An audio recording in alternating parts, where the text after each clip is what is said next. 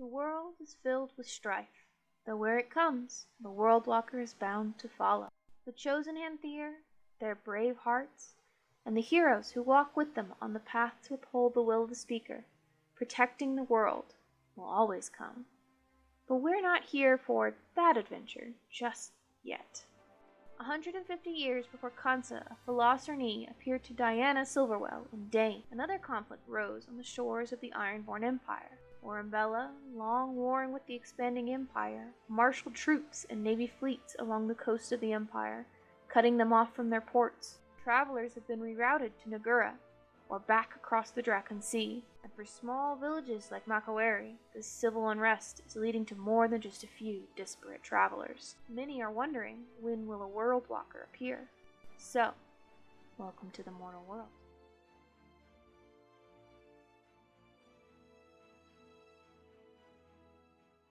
This podcast features adults using adult language. Viewer discretion is advised. What's up, everyone? Welcome to finally the Word Walkers campaign. It has been a bit of a hell of a ride getting this campaign to start, but we're here and I'm excited.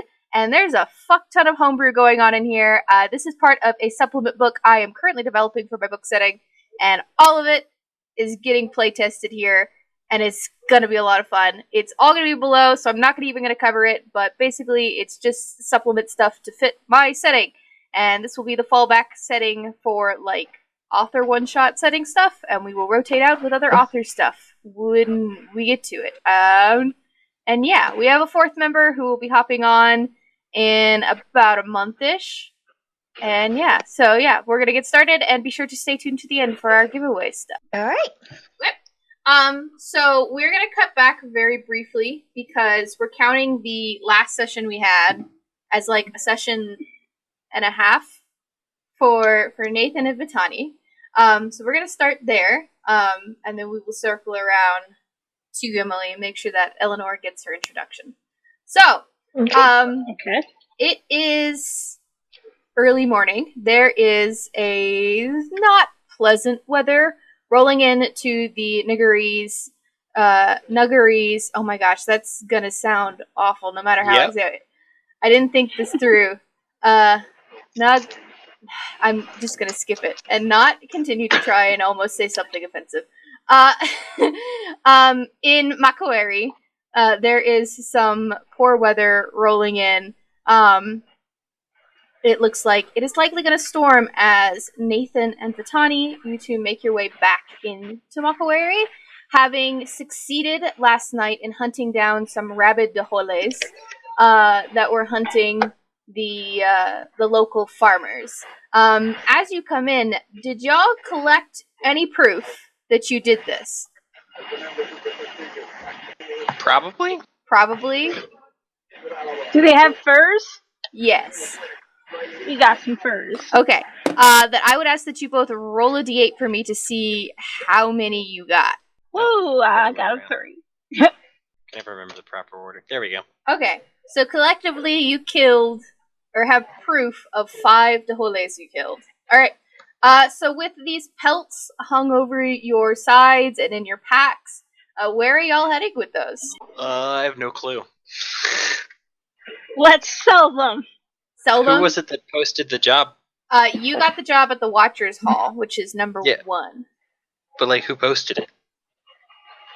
It was like by the town. It was the captain of the Watchers had posted it. It was like a by the mayor kind of thing. Let's go to them then. All right. So y'all make your way over back towards the Watchers Hall. Vitani, you have not been to this building, but you've been in this area.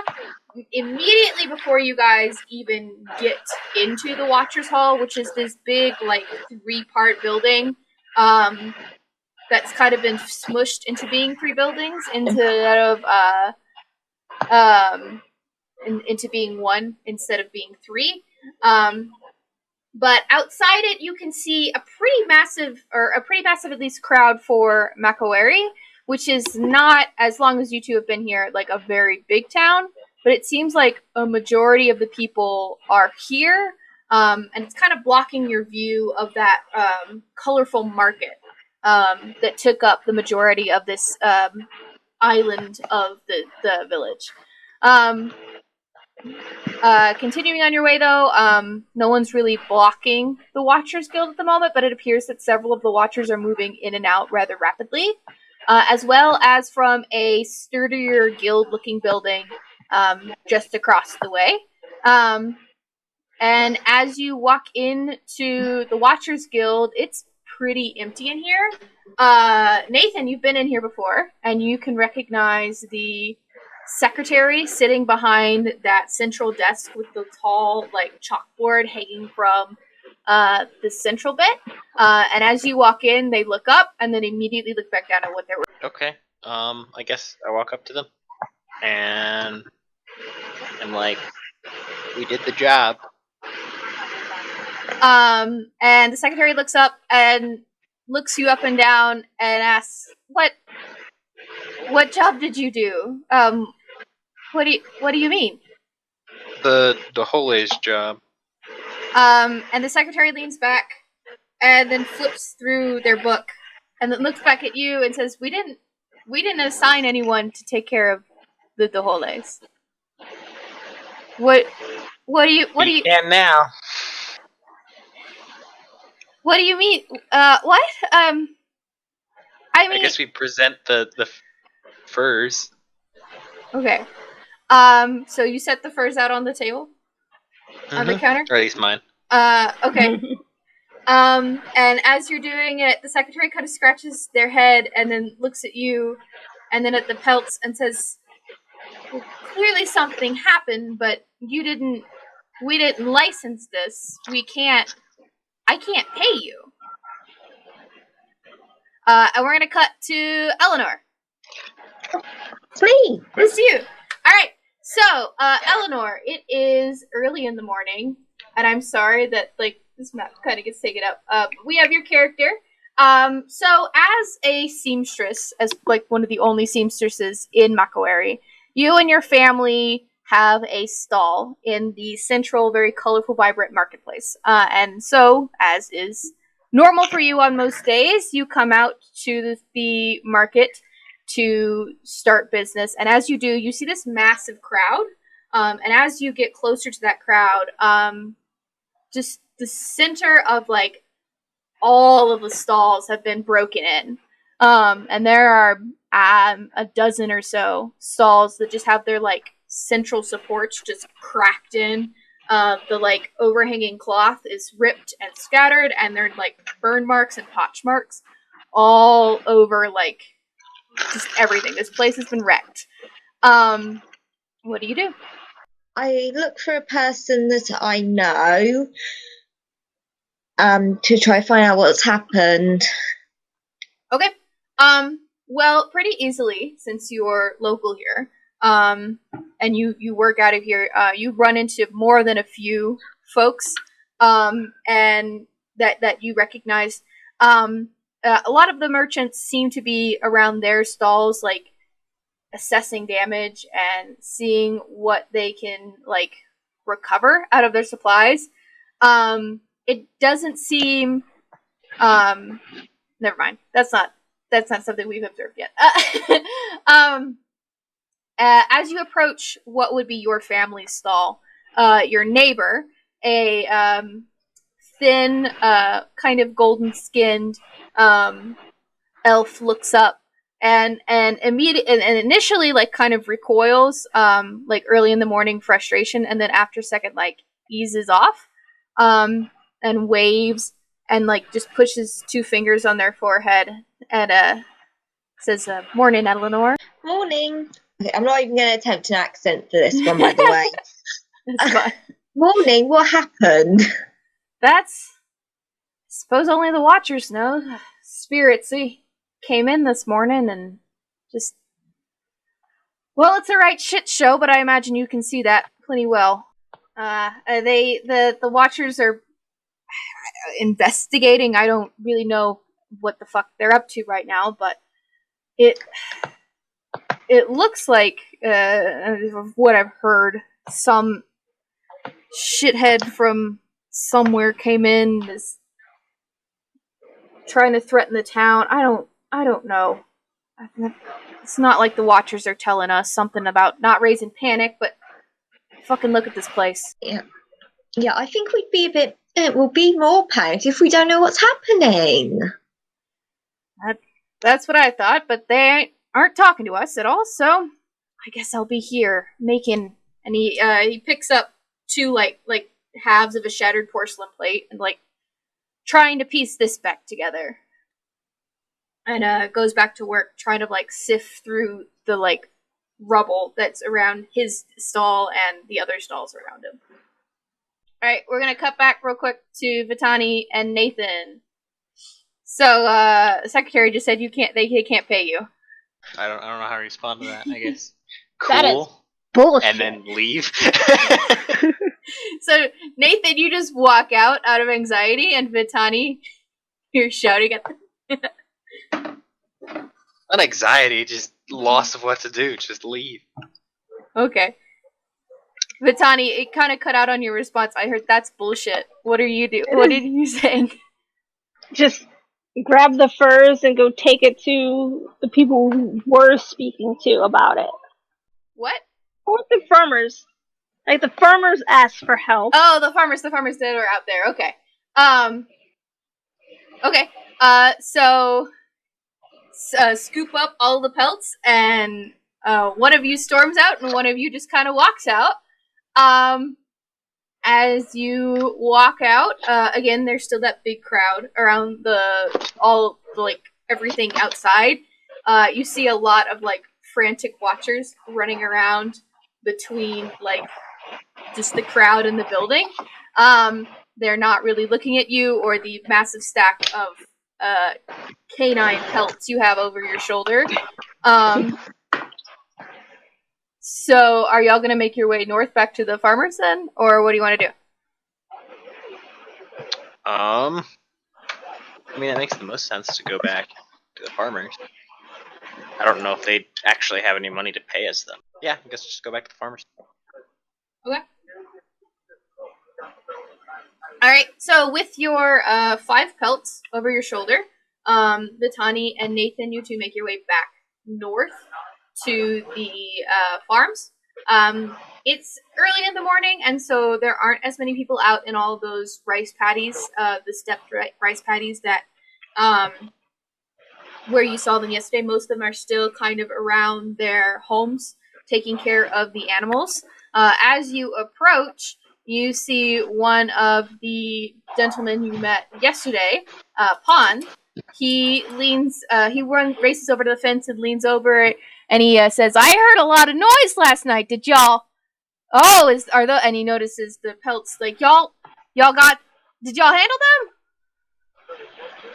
Just to comment, I like how it goes straight from heavy Irish accents in town to southern accents outside. But I don't have a range. It's either this or extra southern. And I'm not doing the bad Irish accent again. No, I just find it funny that you keep on drifting into it. Because it's the only one I'm good at. I'm not good at any. Not even the one I normally speak in. I'm gonna stop trying to offend people and not do any more accents. But, yeah, what was the question? Sorry, I got distracted. He ran up, got super excited to see y'all, and then got even more excited when he saw the pelts over your shoulder. And asked if y'all took care of the Daholes. I don't even know if that's how you pronounce it. I think it's a very Spanish pronunciation of this word.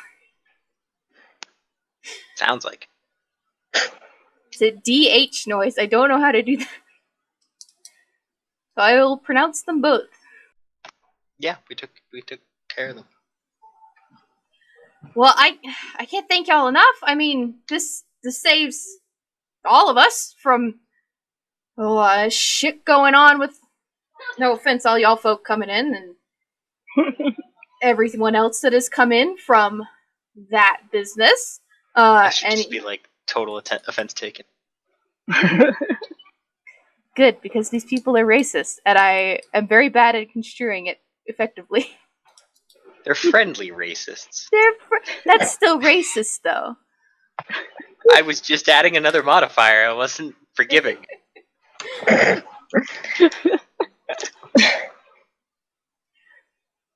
But yeah, so Pan just kind of he shifts and then he kind of winces and he's like, well, I appreciate it. Y'all are welcome to eat and stay out here, but that's the guild was supposed to the Watchers were supposed to cover that. So I'd hope you guys can get some fair compensation. Yeah, they don't want to pay us. What do you mean they don't want to? You took care of this shit.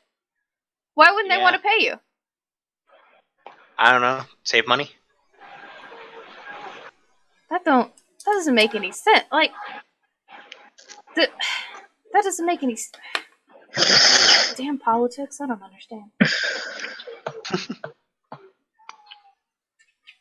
Is there anything y'all ought to get paid? You saved the damn town from those fucking wolf things that I'm going to stop trying to say.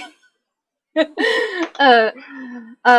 saved us. We're the whole damn town out here. Do you want me to go talk to him? I know. Oh fuck, where are my notes? I lost the name. Please do. I know Captain Din. They're there. All right. All right. I mean, if you want me to, I'll go out there and crack some heads. If Nin ain't gonna give you any money, all right. Where you want to go? Where we need to be?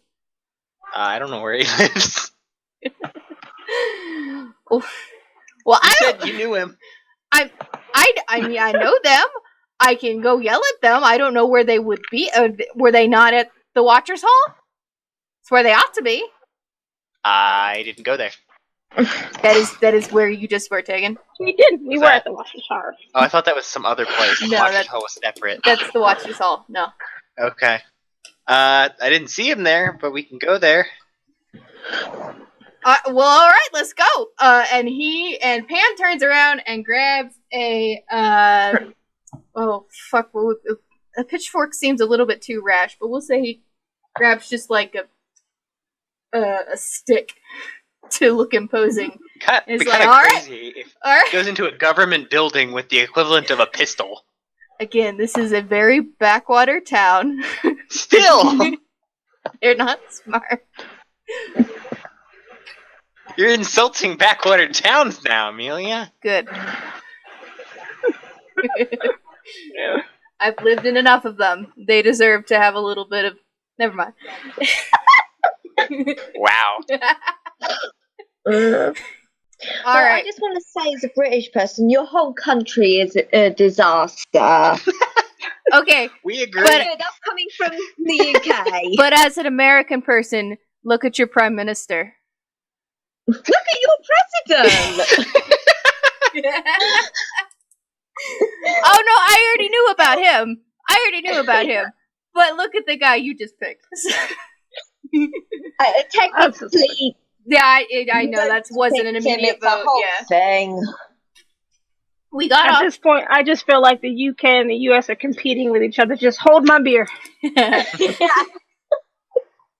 much. Fair.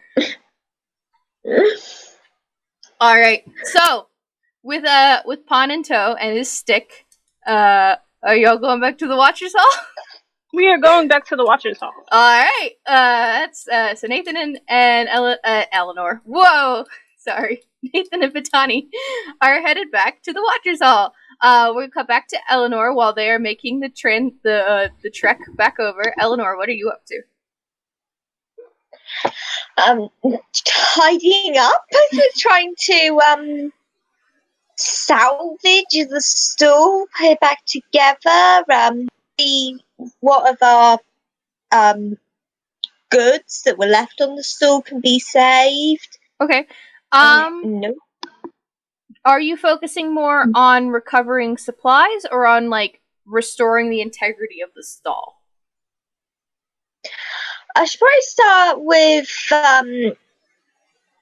trying to salvage the supplies, because I imagine they'd be more I imagine that once we've got an idea of what stuff we've got, we know where to start with putting everything back together. All right.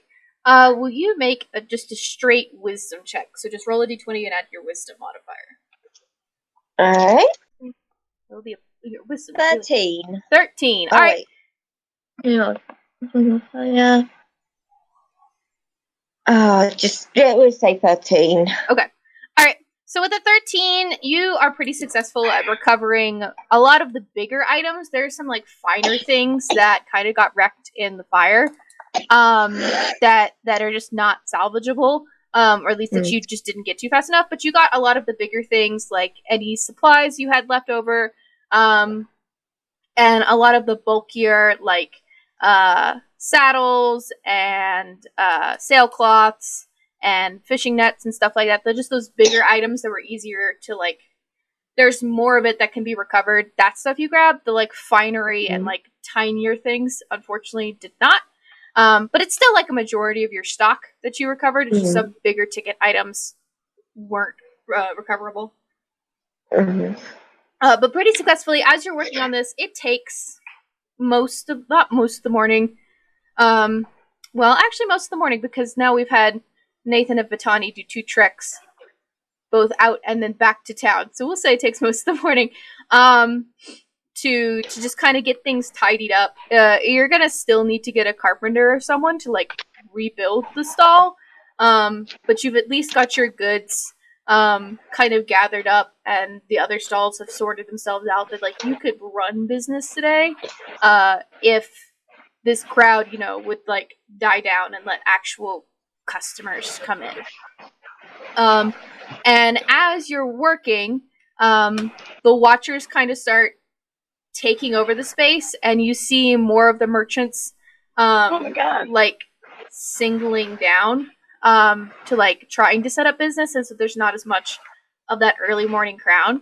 And as you do, Eleanor, will you make a perception? Where the hell is perception on this thing? Wisdom, right? 14. 14. Okay.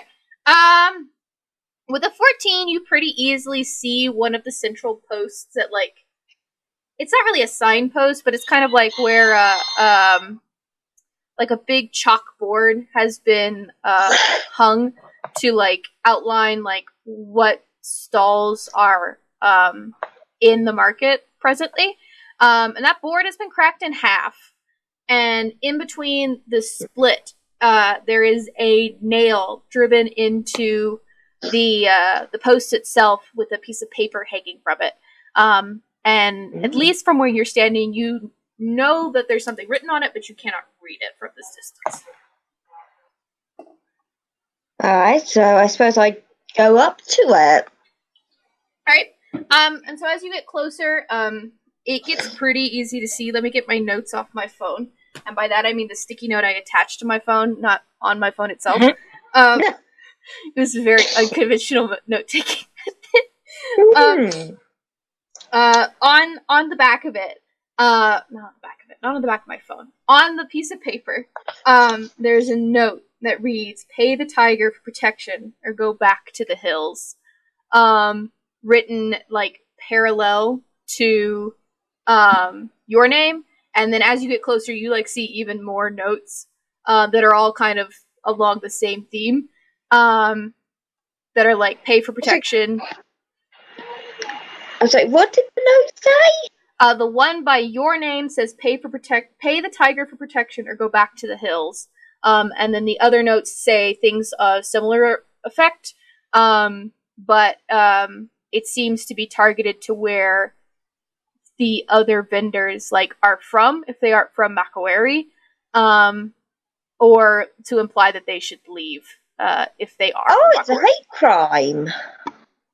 Now we have mean racists. Not explicitly, because there are like locals that will also like just generally a bunch of people, but specifically yours was a hate crime. That's just mean. What are you gonna do? I think I'm gonna get quite angry. It's not nice. I'm going to rip the note off and shout, "Who did this?" So, like, how loud? Like, how loud? Pretty loud. Pretty loud? Okay. Yeah. Make an intimidation check for me.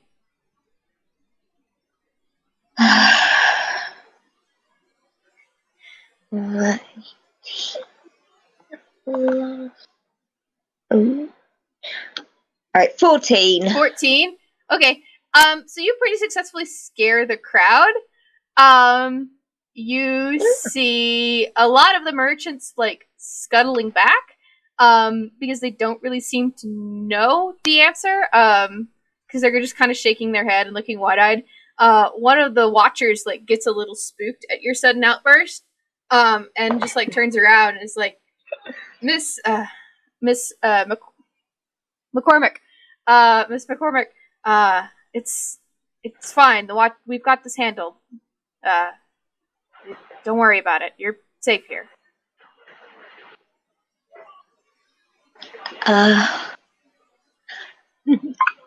Yeah, I don't think she believes that. Alright, we're gonna switch to Nathan and Vitani. You will say that y'all have successfully escorted Penn to the Watcher's Hall. Do you want to speak first, or do you want me to speak first?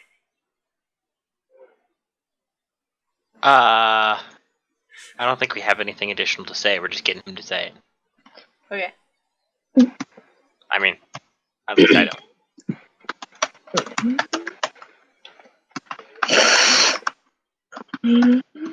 Vitani, are you gonna add anything, or do you want to just let Penn loose? No, alright. There was a job that needed to be done. We did the job. We should be paid. He said, or the farmers agree. Okay. So you and Pon go up and you immediately start shouting at the secretary. I will say, since Pon did decide to get a big stick and is backing you up on this, please roll an intimidation check with advantage. Wait, if he has a big stick, does that mean he's not going to say anything? No. Well, Vitani just spoke, so he doesn't need to add yet. We'll see. I will add flavor. Okay, history. You said intimidation? Yes. Hang on. Where's my character?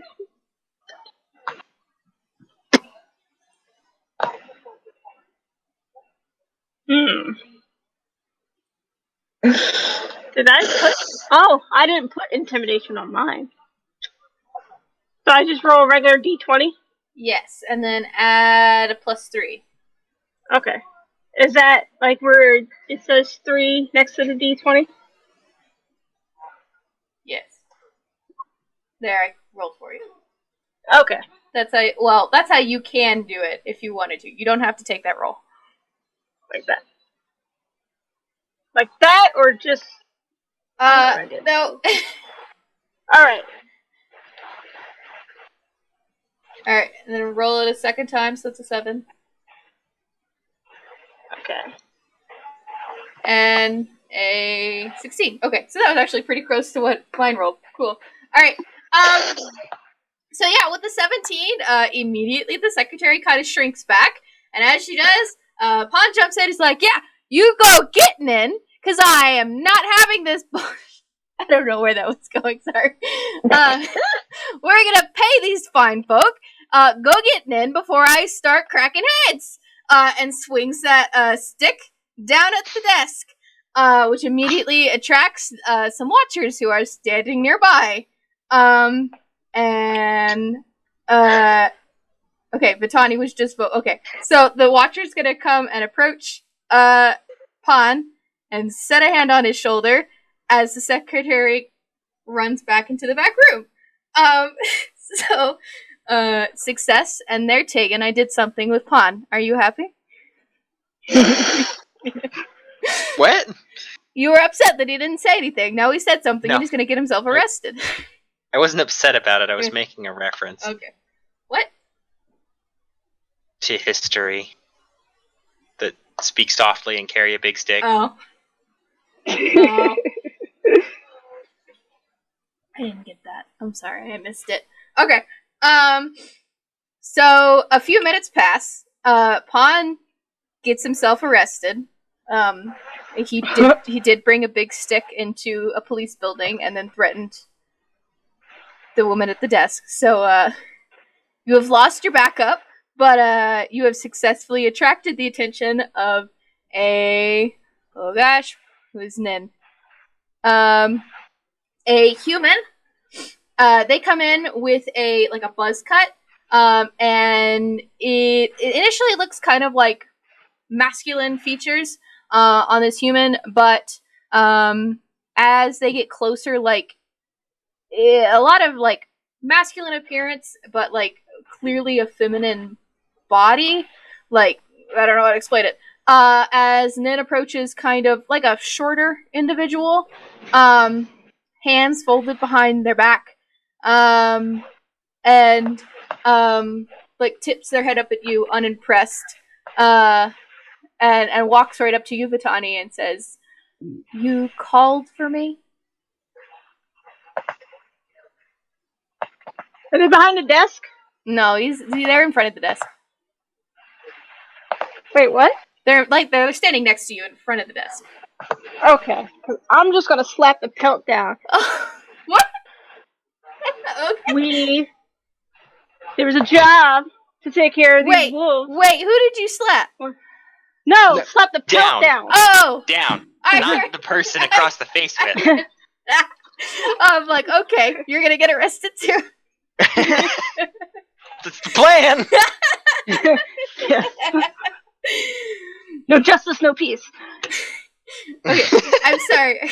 I cut you off. You slam the pelts down, and then there was a job request. We went out. We filled that job request. We would like to be paid for said job request. Okay. And arms still kind of folded, Ned leans over to the secretary, who is now back behind the desk, kind of shaken, and asks, "Did these people register as assisting us with a task for the Watchers?" And she very quickly shakes her head, no. Excuse me, they shake their head no. And then Nin turns back to you and says, "If you don't register with our guild, we cannot recognize you as anything more than poachers, threat as it may be. If you wanted payment from the Watchers, you would have proceeded down correct avenues and have registered your names so we could ensure that these are correctly and legitimately hunted the Holes and not poached creatures who were not causing a problem." So should we have just let them continue to attack the farmers then? If they had been left alone, someone would have come to deal with them. But we have an abundance of protected and revered wildlife in the area. If we do not maintain some organization against poaching, then we will not have any more wildlife in the area. You needed to register with our guild. It's a moot point if it was already a targeted thing to be killed. That's not poaching.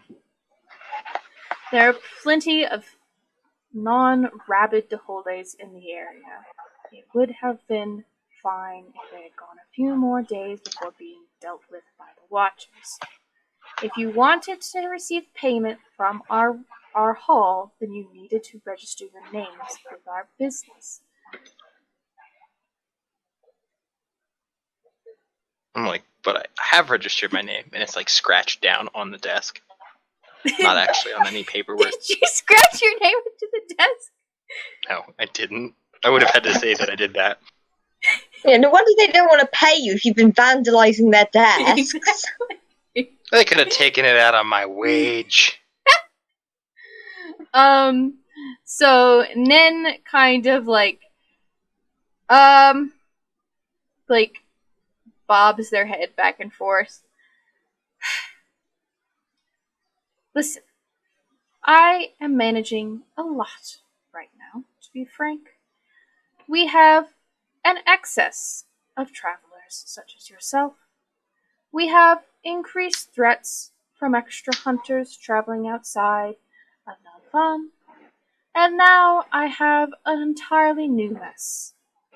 Suggest that we overlook this slight, and I propose a new means of cooperation in which you do work within legal means of my guild, and I can pay you accordingly. Could we come to such an arrangement?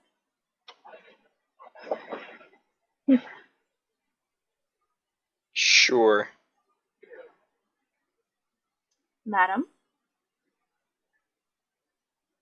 Fine. Very well. As it seems that you seem willing to navigate around the law, I have a request. Follow me.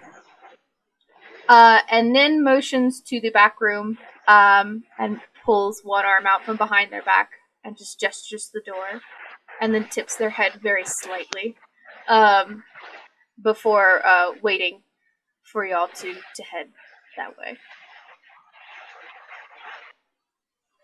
Okay. Guess we'd go that way. So escorted, with Nin in the back, leads you, or directs you from behind to a small chamber. They close the door and lock it, and then go around to their desk, take a seat, motion to the chairs as they do, and says, as it seems you have, like I said, an willingness to skirt the law or operate outside of it, we have something, a threat within the city, it would seem, that could use some of that legal fluidity that I cannot risk with my watchers. Wouldn't it be illegal to hire us? It would be To illegal do that? to hire you like- if you had registered with the Watchers as registered adventurers and bounty, as it were. But as you are not registered with my guild, I have some liberties to work with bounty hunters and mercenaries. This is as it corruption. were. This is tyranny. I'm not actually saying that. The system is fucked, yo! Nin clasps their hand and says, we have I suppose it would be a gang. There's a thug somewhere in the city calling themselves village. I forget where I am. Calling themselves the Tiger. And they've taken it upon themselves to wreck our primary operation of business, the merchant quarters. I am working with... what's their name? Nope, that's not... Where's the fucking... Sorry, I couldn't find their name for a second.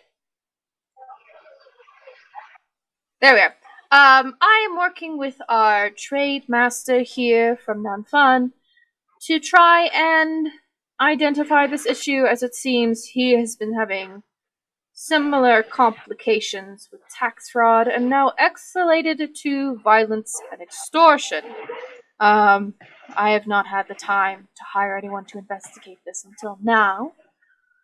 And if you were, I could certainly, as it were, compensate you with the funds allocated to the Dehole job, as well as the ones that Karan offered for identifying the tax fraud, and then on top of that, some additional sum from the city's coffers for some 50 gold per individual involved in helping solve this issue.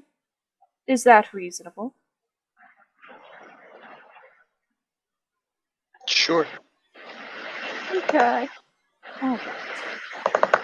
I have a only brief docket of information on this issue.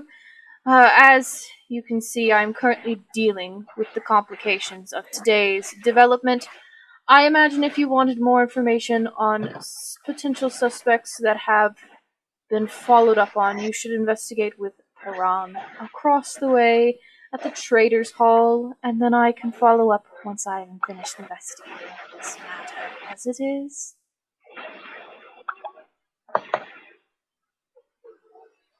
It's kind of hard to hear you. I'm The voice you're doing. sorry. I will try to speak louder into the mic.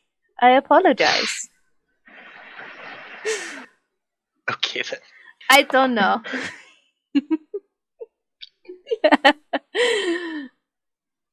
Do I need to repeat myself? I sort of got what you were saying. I can repeat it in a normal voice since apparently I'm not speaking loud enough. Okay, basically You've gotten steadily quieter. I'm very sorry. So basically they said that they haven't had time to send anyone to investigate some tax fraud. So any information they would have is super minimal, and they won't really have any more leads until they finish recording what happened in the Market Square today, which you have no idea what happened to the Market Square as of this moment, other than something happened. And once they finish that, they might have some more leads for you. But until then, you're gonna need to talk to the head of the trade master for Makawari, who is Puran. Puran. Puran. In the Trade Masters Hall, which is on the other side of the island. Okay. Is there anything else I can provide you with, or is that adequate for your skills? Sure. That's fine.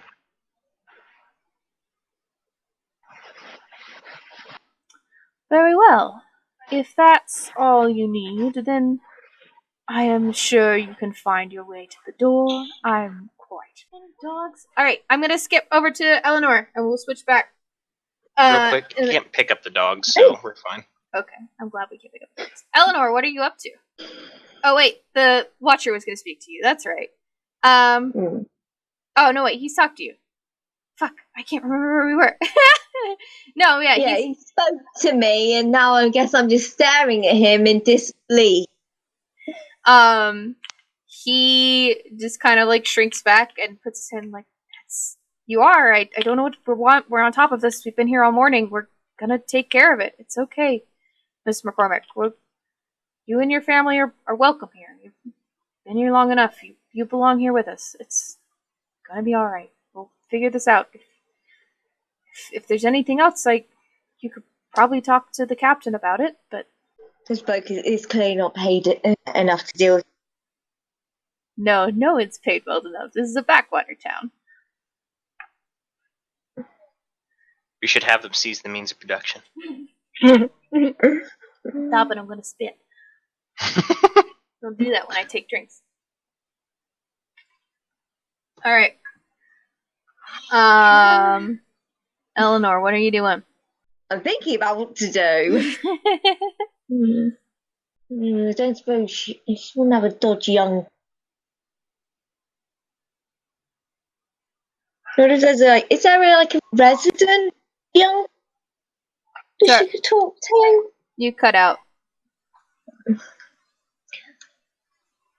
Would she know any, should we put morally ambiguous characters? She gets real nervous at that comment. And he says, not that I could recommend, legally, Miss McCormick. If you would like to pursue legal means of finding justice, I would recommend speaking to the Watchers. Isn't that what she just asked for, though? Yeah, and the Watcher said you could speak to the captain. The morally ambiguous people. Oh, fuck off!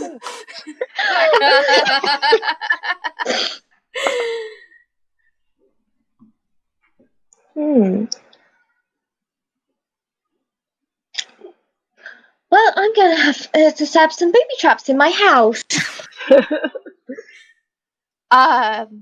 If that's what you want to do, Miss McCormick, if you feel unsafe, the Watchers are happy to oversee or send a guard or post something in your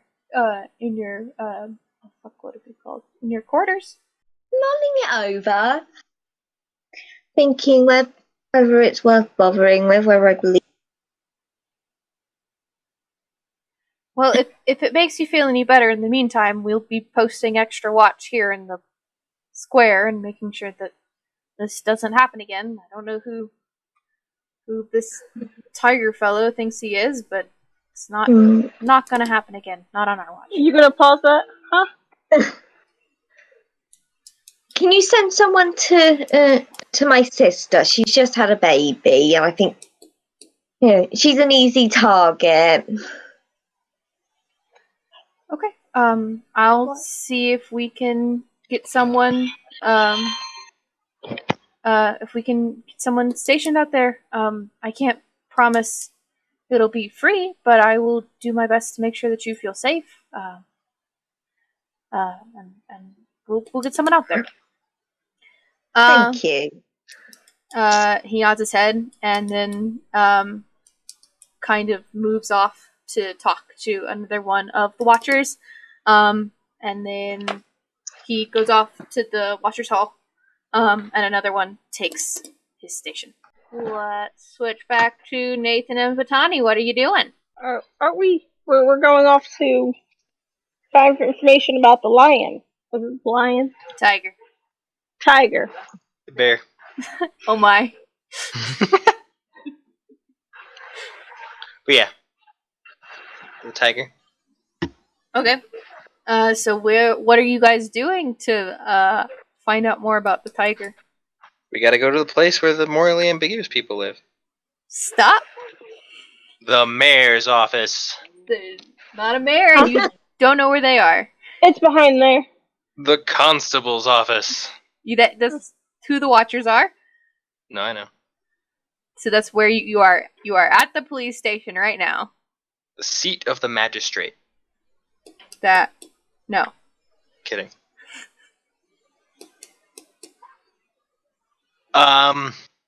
No. I don't know where to go. It's not a very big town. Okay, Where could back there? Did you see it? the underground would literally have to be underground. You talked to Nin, and Nin said you needed to talk to the trade master. Okay, so let's go to the trade master. Where is he? Do we know? Did Nin tell us? Nin did think tell he you. I already gave you one answer. Yes, Nin did tell you. I'm gonna switch back to Eleanor then. Eleanor, what are you doing? I'm going to leave the store for the day, and I'm going to go home and make sure my family are all right. Okay. So, which way are you going? So, we didn't actually pick where your house was. So we'll say on the map, any of these, like, yellow... Why isn't it scrolling? Any of these, like, yellow... That's the wrong way. Gosh, let me scroll! These, like, yellow squares are houses. And you are currently right here. So which way are you headed?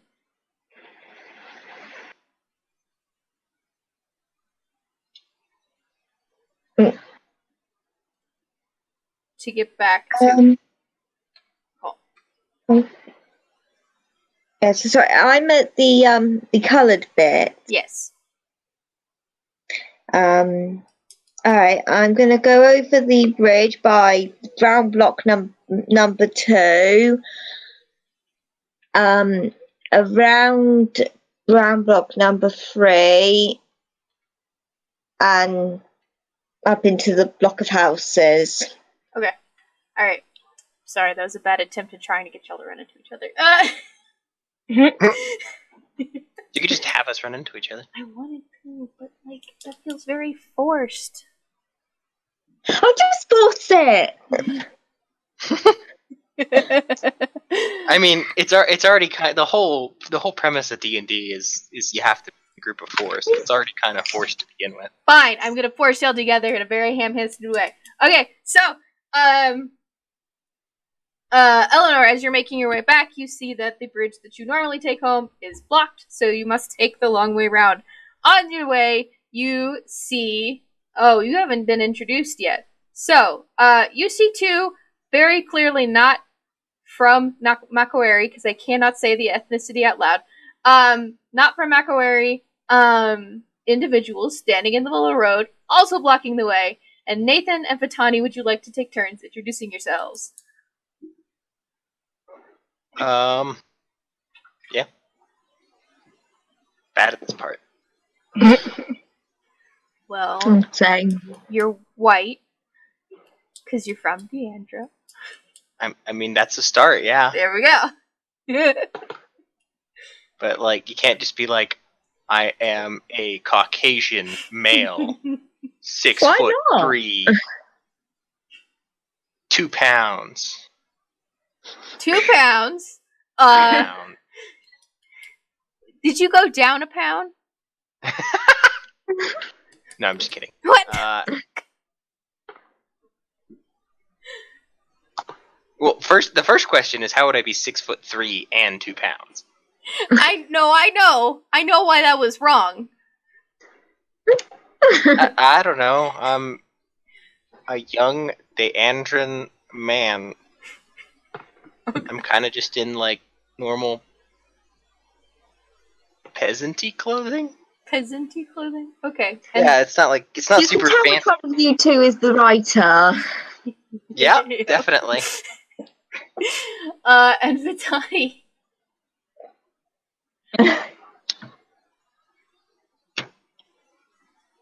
Oh. Okay.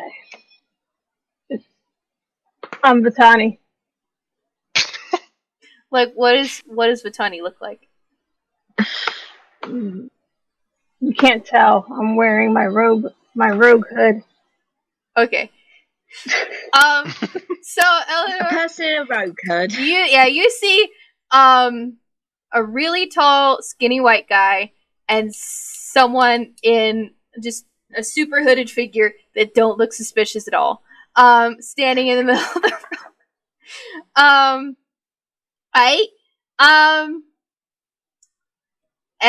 Blocking the way. So, Eleanor, do you want to say anything to these 2 people in the middle of the road? Hello, are you lost? Sort of. What are you looking for? It was the something master. Careful, you could get in The the wrong something line of business. master. No, what was it? It was the... I already gave you an offense. No! Yes. I'm just gonna sit here and struggle and not remember them. What was it? It's the trade I think it was master. something with a T. Trade master, that's what it was. Yeah. I am actually taking notes, Amelia. I just couldn't remember. I was gonna say trade master, but I was like, wait, is that it? Now I'm confused. Yep. I'm sorry I cut you off. You would have gotten it right. We're looking for the trade master. Do you know where he is? You would. You would kind of have to pay taxes to him. Yeah, would he be where he normally is with all this going on? Make an insight But, check.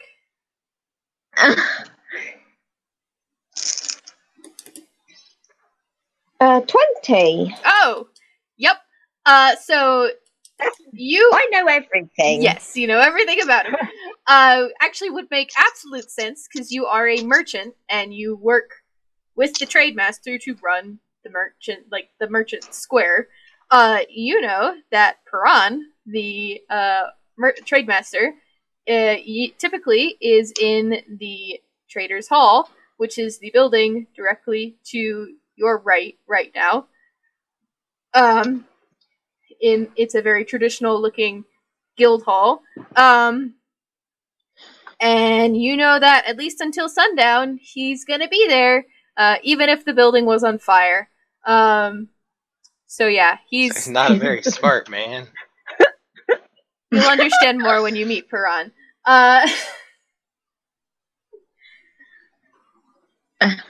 Yeah, he'll be in that building most likely.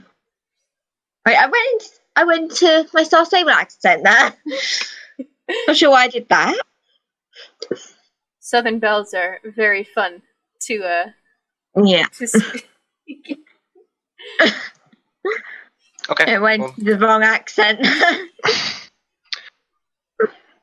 Let's go to that building then. Can I do something else to make y'all stay together, please? Oh. Yeah. Okay. Sure. Then with the 20, we will also say that Eleanor, you know that Quran doesn't really speak to people unless there's someone he recognizes also with them. Otherwise, he considers it a waste of his time.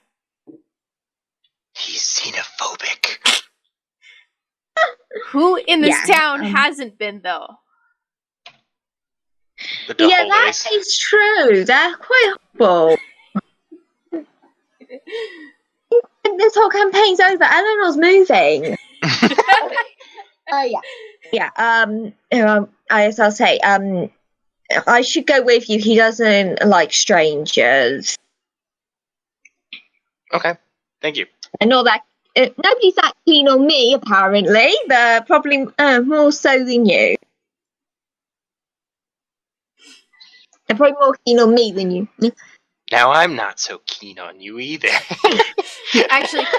Actually, Vitani and Nathan, can you make a perception check for real quick for me on that comment?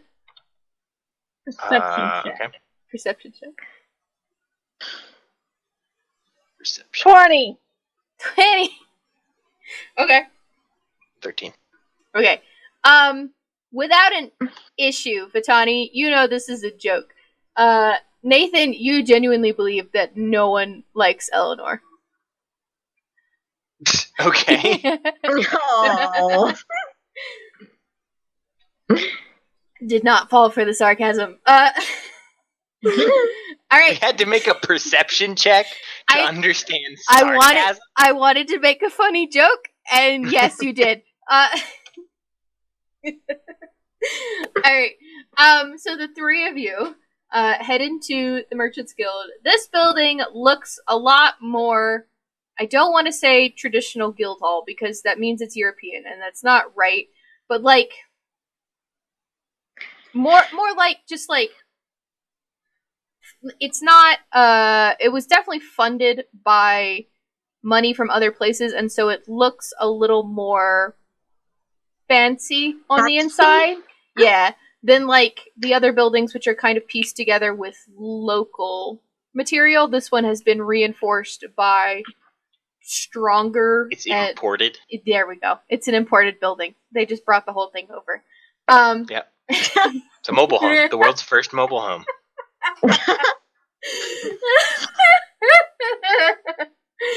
Yeah. So yeah, it doesn't. So it definitely, there's still like details that are local to Nagura, but it's definitely more of like a lot of important stuff. As you walk in, there is a long queue of merchants coming in and out who are trying to talk to the desk workers, and beyond it, there are a number of tables, and moving in between them rather quickly is a tall, stone-looking individual. They are wearing like a bright, vibrant orange-red sash, even though they don't really need it as a construct. Or as a natural construct. And Eleanor, as you know, and Vitani and Nathan, you saw one, but Eleanor, you recognize this individual with the red-orange sash as Piran, and he is a Diran. And I can try to explain a little bit more what the Diran are, if that wasn't a very clear description. I think we passed him. Yep. Please do. Okay, so a Diran is kind of like a dryad meets a like an earth elemental. So they, what would be their, main bulk to make up, arms and legs and body would be big chunks of stone. In Piran's case, it's, really dark, not bedrocky, but just, darker tinted, basalty kind of stone.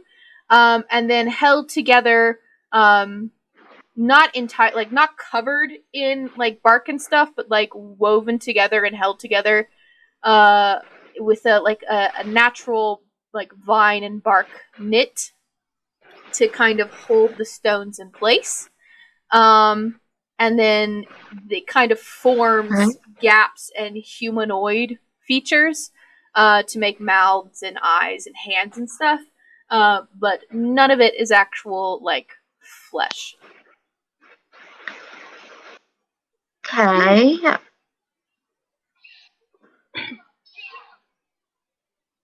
I think I've got an idea in my head. Yeah, kind of like the Safari from Guild Wars 2. Yes, but with a lot more rock buff. Rock buff. A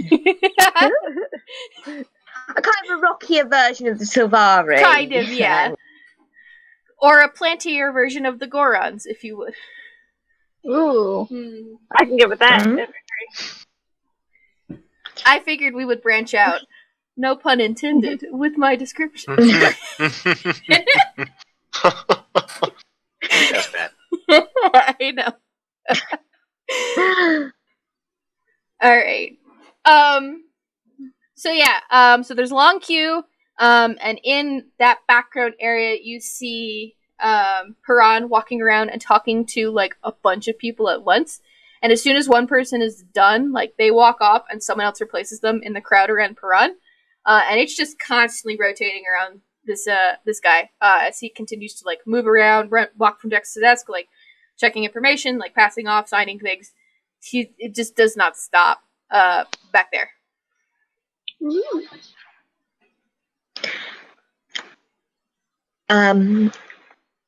Okay. I'm going to turn to my and say, do you think that you'd be able to wait another day or two, because I don't think you're going to be able to see him today. I guess so. I mean, we could burst our way in, but I don't think you would. Yeah, I don't think there were you many friends around. Yeah. So I guess we figure out what we're gonna do from there. I just want to make sure that you are double checking your plans with Fatani before we go anywhere. I wasn't deciding. I was just stating my opinion. State your opinion again? I said I guess we're gonna have to come back tomorrow since he's gonna be too busy, and I don't think forcing our way in is gonna work. I don't know. It worked pretty well with Pond. What? It worked pretty well with Pond.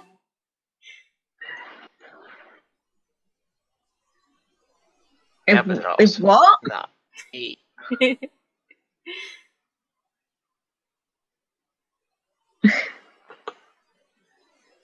That's your I mean, I guess we could wait until tomorrow. And then, if not, then we force our way in. Okay. Compromise. All right. Okay. So what are y'all doing now?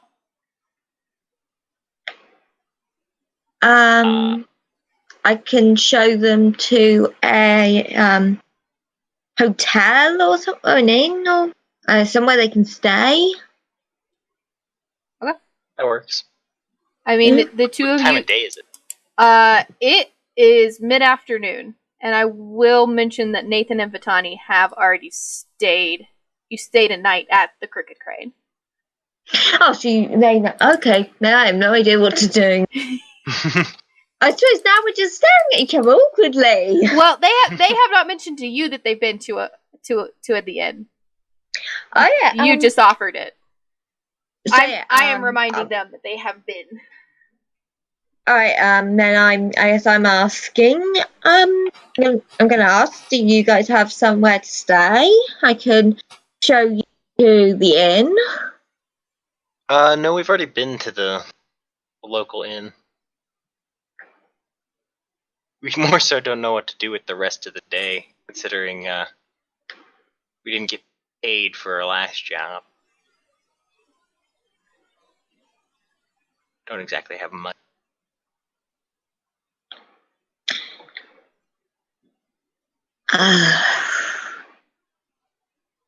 True that.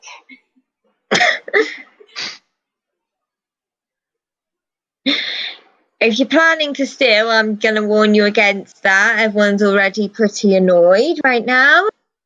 No, that's not what I meant. I just don't know what I could do. I don't have money. Or what there is to do in this town.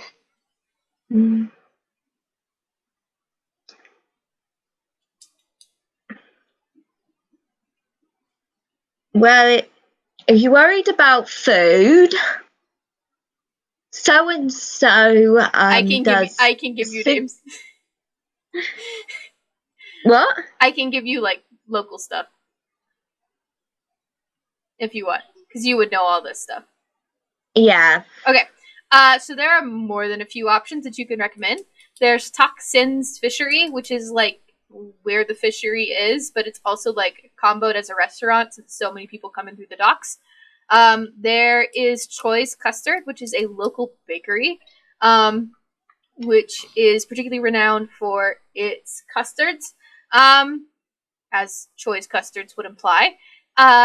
There is the Bridges Bend, which is kind of like our equivalent to a dive bar. It's more of like a pub, or like if the Crooked Crane is like a restaurant hotel hybrid, then the Bridges Bend is more just like it's just a bar, kind of a shady bar.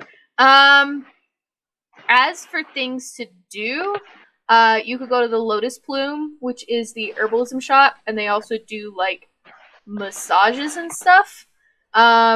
And then there's Relics and Reliquary, which is a like a novelty pawn shop.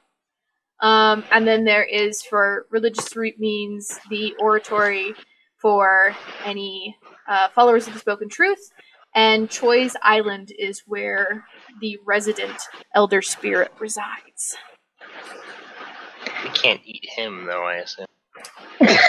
You cannot eat her, no. Oh. Yes, do not eat the gods. I thought we were listing off restaurants. You said things to do. Ah, yeah. So I listed all. Everything else would be shopping. So yeah. So fishing? There is a fish restaurant, yes. No, fishing. No, fishing. Fish. So we don't have to pay for the fish. Is that legal? I mean, Do we need a permit before we get paid? Theoretically, I'm sorry, what? Theoretically, you could probably talk and see if you could like fish for your dinner. But you'd probably still have to pay something to like either use the kitchen or have someone prepare it for you. But you could reduce the cost potentially by actually catching the fish yourself. Yes. No. Hey.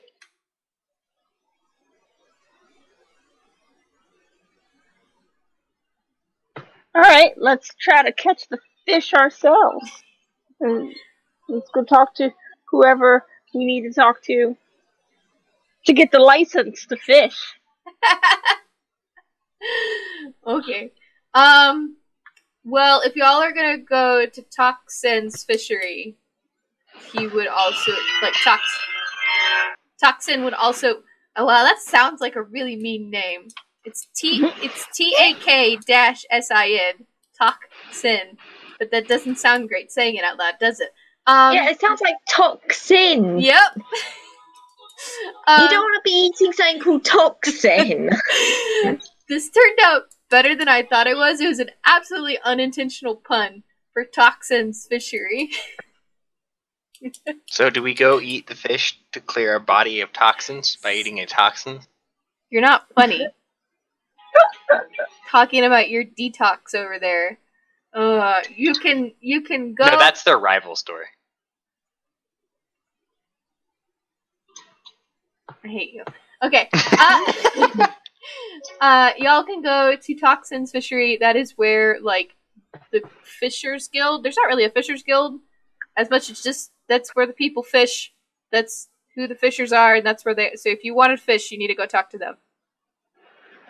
Alright. Bet. Let's go. Alright, Okay. so I guess I'm leading them to toxins. Okay. So the three of y'all make your way over, and I will move your icons over to Toxins. As you go, you have to walk out onto the dock, and there's like a floating, like, raft extending off the dock. That is the Fishers Guild. It's like part of it is just strapped together boats. Other parts of it is like a bigger raft that was made for the purpose of being a building. So like kind of strapped together. A very interesting combination of a restaurant. And on some of the boats, it like down into like what would have used to been like where people sat to row. There have been tables carved into or built into the base of the boat.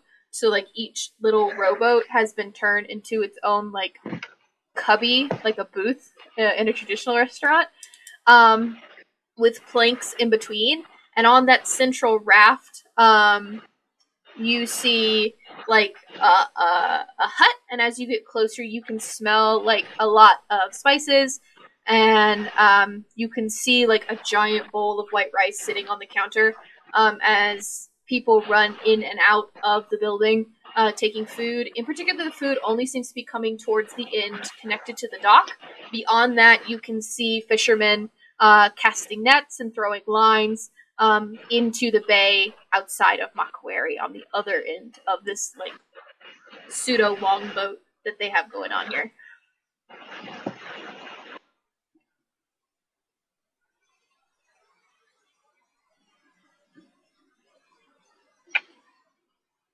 Okay, I guess we just go up to the main counter and get food. So as the three of you approach, you see a half-elf gentleman.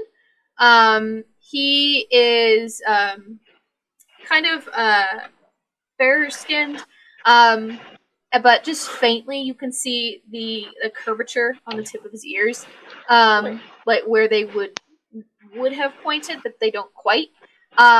He leans over the counter and smiles and says, "Hi there, how can I help you today? Looking for a table or three?" To apply for a fishing license. Fishing license? Why would you need a fishing license? There are plenty of fish in the water. Okay, well then bye.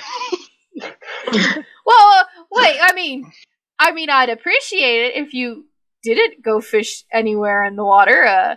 If you wanted to fish here, I'd appreciate it. I could pay you for it. Always looking for more hands. Wasn't expecting you though, Miss McCormick. Ooh, I like the sound of getting paid. I don't need one. I'm just the tour guide. All right. Is that a concept that would exist in this world, a tour guide?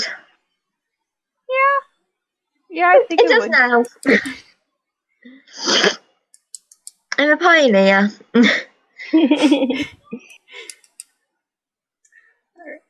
He's like, well, all right. Well, I mean, love to have you come and eat. Always happy to see you around here. If y'all are fishing, we got plenty of work to do. I have my hands or went to go help. Try to have to cart a bunch of fish down towards Nanfan, but love some extra hands around here to help recoup some of these losses. I can pay you, let's see, silver piece per fish you catch. Holy cow. Yeah. We're gonna make 2 silver. At most.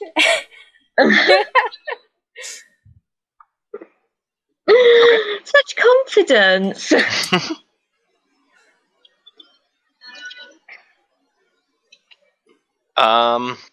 Okay. Did he say he had fishing equipment? Yes. Okay. Yeah. Then I guess take some of that and go fishing. Okay. So who all is fishing? I'm fishing. You're fishing? Okay. Vitani's fishing. Nathan's fishing. Eleanor, are you fishing? No. Okay. No, Eleanor doesn't fish.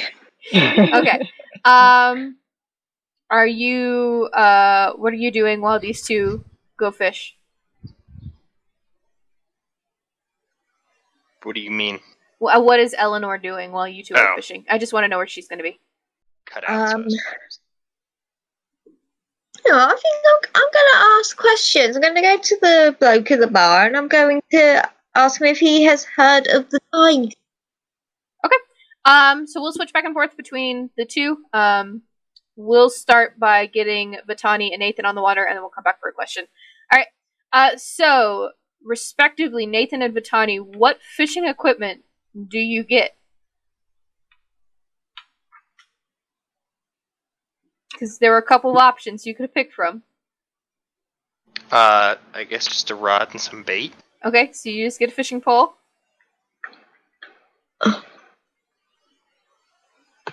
Yeah. 2 fishing poles. Okay. So, pretty easily you guys grab some fishing poles and find a space between the fishermen casting nets, or reeling in crates, a spot to cast a line or two, and,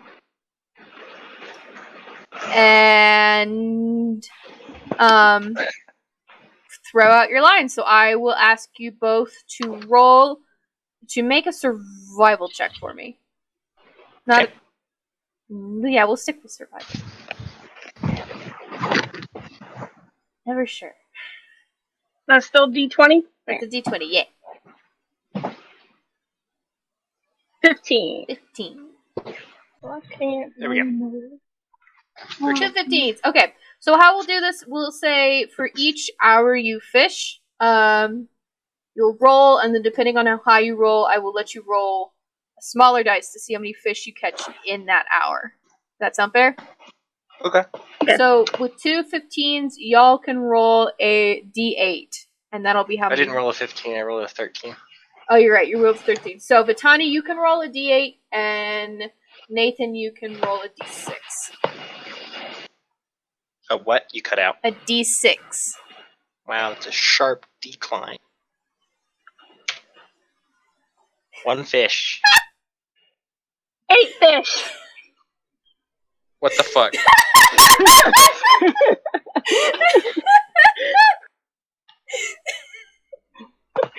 The fish wanted to die. They're in cahoots.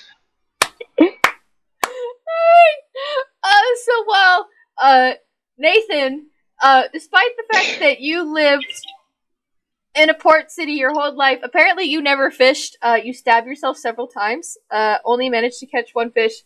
Vitani, you're just a natural to this. You take this to this like a fish to water. I love how I could just not be unlucky with fishing. I have to also stab myself. You rolled a critical failure, take it. I have to add some fun flavor text on Not that. on the 20. No, but on the 1. I just caught 1 fish. You're bad at it. There has to be a reason. Okay. They had all been caught by Vitani in the first 10 minutes. Eleanor, you are over at the bar talking to Toxin. That's who this individual is. What was the question you had asked of him? Have you heard of someone called Tiger? Well, I mean, I heard about some tiger business, but I haven't met the man. I mean, some fucking thugs came around here and tried to mess with us, but I don't think they realized how well fishermen can handle themselves, as it were. He cracks his knuckles and is like, I don't think the Watchers need worry too much about Toxin and his folks. I think we got things handled. Heard a little bit of news about what happened over in the square, but I haven't been able to go back out and see the damage myself. Hey, you and your folks okay? We're okay for now. But someone called the Tiger wants to pay him. Pledge him. That don't sound too good. You talk to what are the Watchers doing about it?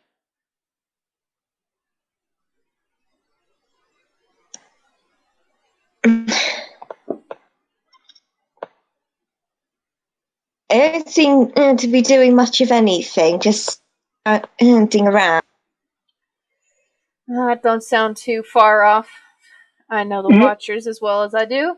I don't know. I mean, I think I remember Pran talking about some folk called the Tiger or the Tiger's Blood or something like stupid like that. He might know something. Okay. Where is he today? Alright, we're gonna cut that question. We're gonna go back to fishing. How long are y'all fishing? The rest of the day. The rest of... Okay. I am. Okay. So, I will ask you then to make another survival check to see how successful you are at fishing. I have to at least get more than 8. Oh, I got 4 this time. I might get more than 8. Alright, so Nathan with the 16, you may roll a d8, and Vitani, having been incredibly confident in yourself, you roll... No, that's the right dice. Okay. Having been incredibly confident in yourself, you go to swing out again, to cast again, and your line catches and snaps. Fortunately, the rod doesn't break, but you snap the line, and you have to spend the next 30-ish minutes to get your rod with a new line, and you don't really get a chance to try and catch any more this hour. Nathan, on the other hand, starting to get your bearings. Catch 3 fish. Good job. We'll switch back to Eleanor. Okay. Yep. So your question was, where was Piran today? Yeah. Okay. Toxin kind of scratches his chin and says, I mean, I don't know why he wouldn't be in the Traders' Hall. That's normally where he is. Suppose he might be busy with everyone asking for... Oh, is that the guy we were looking for earlier? Yes. Alright, that was a stupid question then. Alright, we'll say I didn't ask that. I just said I'll rate the one person who I can't talk to today. Yeah, that don't seem like a surprise. He's usually pretty busy.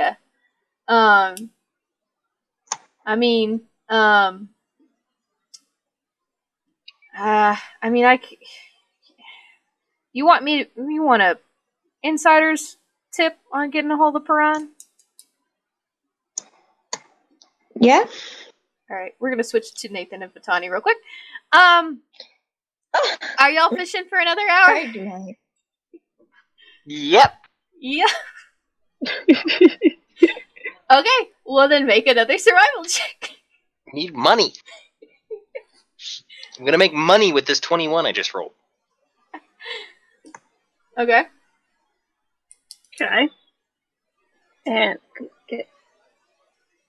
Oh! I'm so sorry. Okay. So Senita, not Senita, sorry, Fatani, you, again, kind of like getting frustrated at snapping your line, go to cast out, and again, snap the line. because I don't want you to have to pay for a rod. So we'll say the line snapped again, and as the sun is starting to set, are losing out on your chance to continue fishing today. Nathan, on the other hand, has gotten like a weird competitive spirit has suddenly kicked in. Going crazy over there, just getting real intense in the fishing game, which is really just him sitting there staring intently at his rod. And Tegan, I need you to roll a d12 to see how many more fish you catch. Roll low. Yes! Oh my god! Wow. That's salty. That's frustrating. Okay. So, despite being incredibly intent on fishing for this last hour of the day, you only managed to pull in 2 fish, but because it was a really high roll, I will say that they're very big fish that would go for double the cost or more, depending on if you could effectively persuade Tuxin to give you a little extra. I'm pretty sure I have that charm feature. Okay. What was your total, Tegan? You What? caught 6 fish. Okay. Sorry, I'm making sure I have the right numbers so that I can give you the proper amount of money. Okay. It's the first time he caught 1, I caught 8. Then Yeah. he caught 3, and I didn't get the fish at all. Okay. So after your 3rd hour of fishing, hands a little blistered, and with your catches in, well, some of them now thoroughly dead, some just freshly dead, in a basket, y'all return your fishing rods and head back over to Tuxin to sell your catch. And as you approach, I'm not going to say that he's been having this conversation for 3 hours with Eleanor, because that would be ridiculous, but at the same time, I decided to let you fish for way too long and spend at Eleanor's conversation. We'll say that part of the reason why, Eleanor, your conversation has been kind of stilted with him is because he is also running the restaurant. So as he made that comment to you about like an insider's tip, you see Batani and Nathan walking back up, and so he turns to them and is like, looks like you caught me some fish. I appreciate it. How much do I owe ya?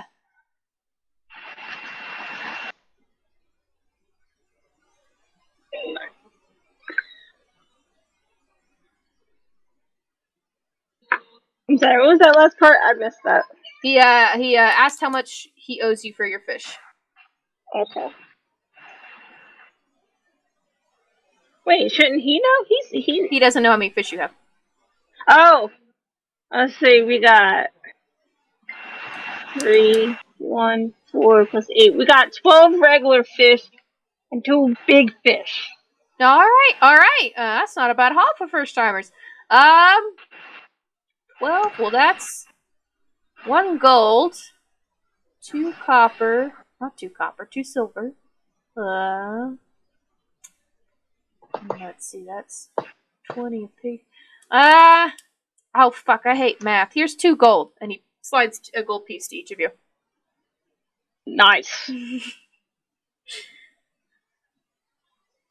I We can add appreciate. those to our character sheets, right? Yes, you can add this to your character sheet. I appreciate y'all's help. That's doing me a good bit of favors. I'm sorry, we were talking though, Miss McCormick. I had a recommendation for you, didn't I? Yeah. All right. Well, if it's between us, and he kind of leans a little bit closer to you, Eleanor, says, Paran, a bit of a gambling man. He's used to living somewhere with a little bit more to gamble. As it is, you can either gamble here, or you can gamble at the Bridges Bend on occasion. I'm gonna need you guys to move. Every night or so, if you happen to know how to get into that particular card hall, I could certainly give you that information, but considering that this is a bit of a closed circle kind of venue, I would ask that we have some kind of exchange in my favor for adding the three of you to that invitee list. What kind of exchange?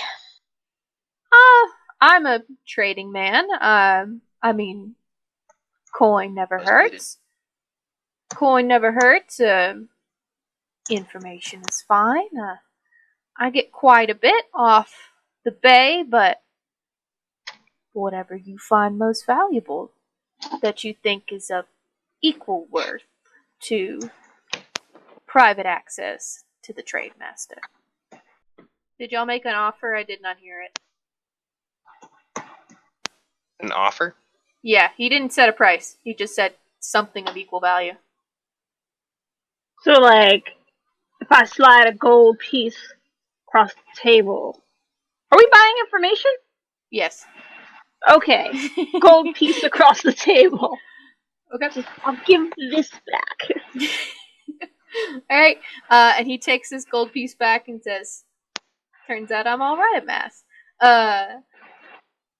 If y'all are looking to get into the Bridges Bend more elite locations and rooms, I would recommend asking for you might add Virote for a glass of amber jade tea and see what kind of doors that opens for you.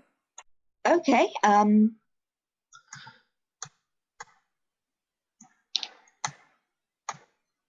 none of that made any sense to Eleanor.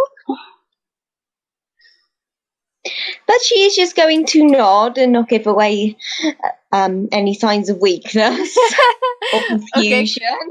Make a deception check then. Are we all doing these checks? Nope, just Eleanor, because she just told me that she's lying. Okay.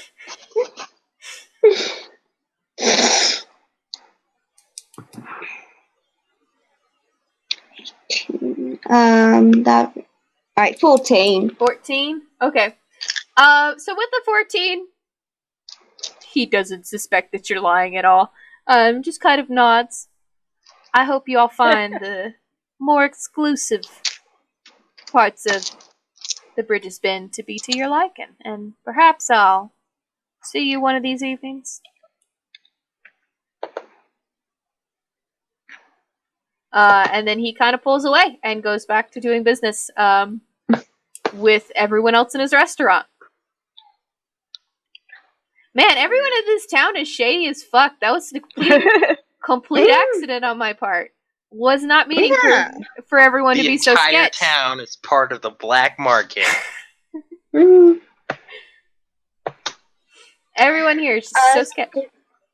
Yeah, I'm going to touch the other two and say, did you two understand a word of that? Nope. Not really, no. It's not just me who's confused. Is that on my part, or is that on you guys? Like, do you need me to repeat it? I need to repeat it, because I did understand, but my character doesn't really pick up on, like, metaphors. Okay. Well then, since cryptic talking, since I was cutting out, I will repeat it. Basically, he said that the Piran likes to go to a private gambling hall that is run out of the Bridges Bend. There is a passcode to get into that establishment, which is to ask Virote for a cup of amber jade tea, and that is how you would gain entrance to that section of the bar. Okay. Okay, you put it like that, and I understand it. In fact, Eleanor probably would, but seeing as I suppose the DM can't take her over to the character, she's still confused. We gotta be sneak to get the password. You already got the password. Oh, wait. You that drink that you asked for was the password. Okay. All right. What do y'all want to do? I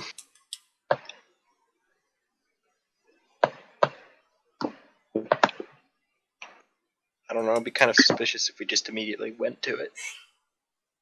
Suppose we should do what he said. If we've worked out what it is. Yeah. Let's go. All right. So y'all make your way over to the Bridges bin with Eleanor's guidance. You can pretty easily find it. The two, Nathan and Vitani, you passed this on your lap around town 2 days ago.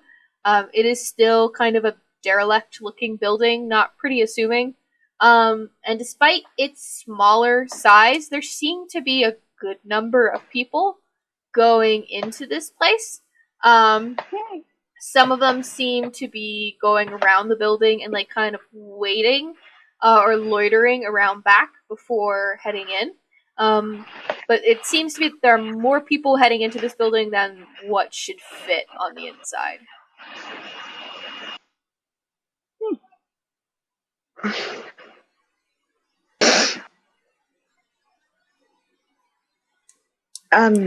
So I suppose we should go inside. Guess so. All right.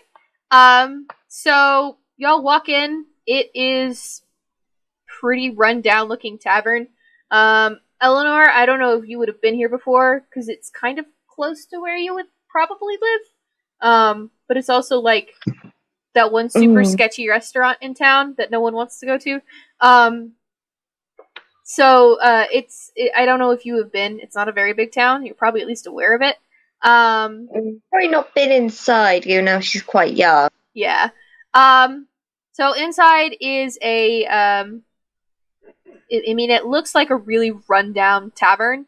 There are a bunch of tables. There are a couple of people sitting there having a drink. A couple people at the bar, and there is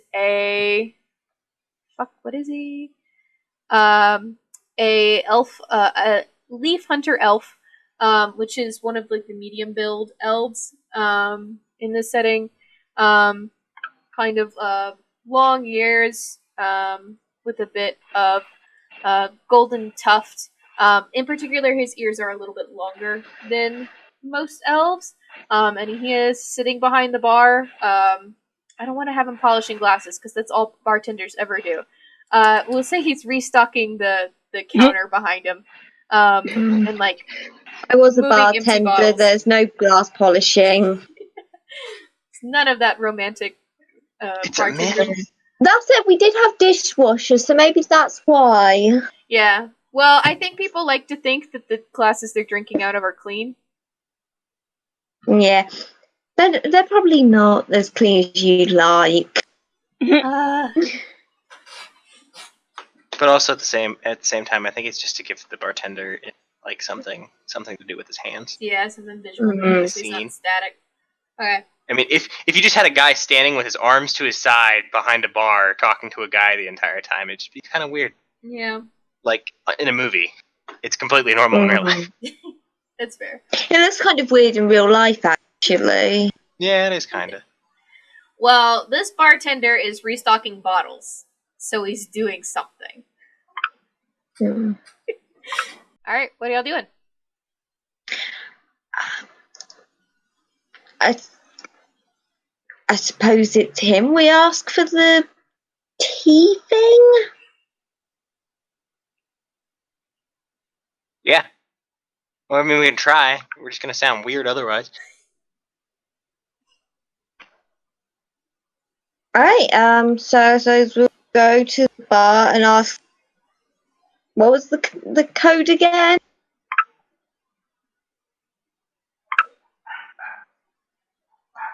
What was the code again? It's a drink. What kind of drink? I don't know. It was the something tea. It's an amber gold tea or an amber jade tea.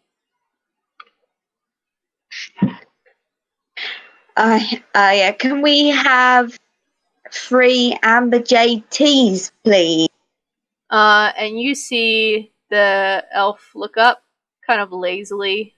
2 slit pupil eyes dilate out as he gives you an up down. And then he kind of sighs and sets down his glass and says, "All right, it's in the back. Follow me."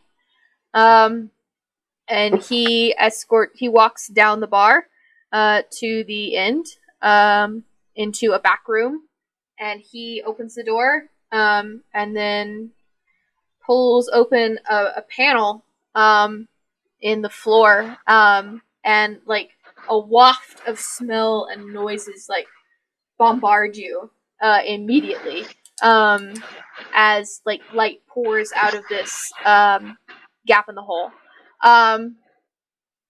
And he steps back and says, "See yourself out when you're done," and walks out of the room. And the 3 of y'all are left in this room with the open hatch down into a well-lit, loud, and noisy, and scented. That's not the right word. Like a strong smell of like heavy drinks and liquor. And as that noise is wafting out, and y'all are looking over the edge, we're gonna end tonight. Sup, witches? Welcome to the outro bit of Wordwalkers, the Wordwalkers Dearly Chosen campaign. And this is, I've been doing news at the beginning of the Star Stable podcast because I wanted a lot of technical stuff to be alerted to. This one is started after most of the technical stuff had been resolved, but as always, if there's anything that we need to work on, let us know. I will put this into this podcast. Right now, it is not a project we are really heavily editing, mostly because we don't really have a lot of time. Mainly, I don't have a lot of time between running 2 campaigns and working full-time and publishing my book. But once I'm a little more self-sufficient on the channel and doing stuff like that, we'll obviously put more time into editing it. Just right now, it's more for fun and less for like making a professional-sounding podcast. The idea is just to try out fun things and share them with y'all. So, we will always try to make it listenable, but it may not be super highly edited, and so there are probably going to be gaps and pauses and stuff, although that gets a lot better once you get 4 people, 4 players in a session. Picks up way more. I've been forgetting to do socials for players, and those will be now properly in channel descriptions for all the players will be in there. If they have any. One other bit of news is one of our players, Tegan, my wonderful, wonderful partner who's playing Nathan, he's playing right now to support me and to help me out, but he is not super crazy about playing, so if you are interested in being on Homebrewed, and you are an author tuber, or book tuber, or just D&D RPG tuber, and you would like to be on the podcast, reach out to me and we'll talk. It is kind of a who do I think would fit best kind of thing, and less of a just anyone who applies, because obviously I want everyone to feel comfortable, so it is kind of a personality gauge on my part, where if I think you'll fit, then I'll invite you on, and you won't be taking over Nathan, you'll get to make your own character, but you'll be taking Tegan's spot. On top of that, we are planning on doing loads of one-shots to rotate in on this podcast. So obviously there are the 2 main campaigns, this one, the Dearly Chosen, and the Lucky 6, the Star Stable one, which will be like our fallbacks and the main staples. But we also want to do like one-shot podcasts we will cycle in like every month to feature and highlight other creators. For instance, with Stephen Partridge, who will be coming onto the podcast later this year. We want to do a couple of one-shots in his book setting, The Misadventures, which will be coming out in just a couple days of this releasing on the 27th of August, 2019. So that will be available, and we'll be doing some fun D&D one-shot stuff, which is super easy because the book is really like D&D inspired, and it's really good, and you should pick it up. So that will be out. It will be coming out later, maybe late September or August or October. No, definitely not August because we're almost out of time on August. But we'll be working on it in September. It'll probably be coming out in October. On top of that, for November, we are planning on fittingly doing a Legend of Zelda for Zelda Month setting for a couple of one-shots there. We're also looking at a couple of AuthorTube folks' books to pick up and do settings in. I don't know when those will be out, but of course, if there's any book setting you want us to do, if there's an AuthorTuber you think you think would enjoy having their campaign setting be on the show, if it would be okay to have it on the show. I always want to get okays from authors before we just do stuff in their book setting, but I always try to do it as close to canon as we can. If there's anything at all that you think would go over, if you know someone who would love it, send them our way. I'm happy to pick up and read books to make those settings happen. So that's the whole thing, is that we are sticking with D&D though to like make it more accessible. Because everyone knows D&D, and like obviously some of these settings would be way better in other systems. Like the Star Stable one probably would have worked better in like the Fate system. But the point of it is to do it with D&D because a lot of people are familiar with D&D, and then from there people can like learn more about tabletop RPG games. And so it's more of like creating a gateway in a lot of different genres, even if D&D isn't, necessarily the best fit for it, if that makes sense. So that's the idea, and that's why we're sticking with D&D. Although the War of Lockers campaign, I don't think we'll ever have any issues with fitting into D&D, but there may be some setting that's like, why are you doing this in D&D? So yeah, that's just the general news updates I put in here.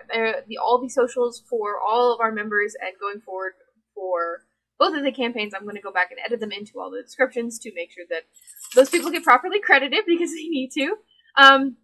If you do want to support the podcast, going back to that, making the channel more self-sufficient, we do have a Patreon. It is right now mostly for me, although the money will be going to helping everyone else on the podcast get to recording levels of like equipment like what I have and stuff. Like nothing super fancy, like they don't need those lights and stuff, but like all the soundproofing, nicer mics, headphones, all that jazz will be part of what the Patreon goes to, and then eventually to supporting me so that I can edit and make the show better.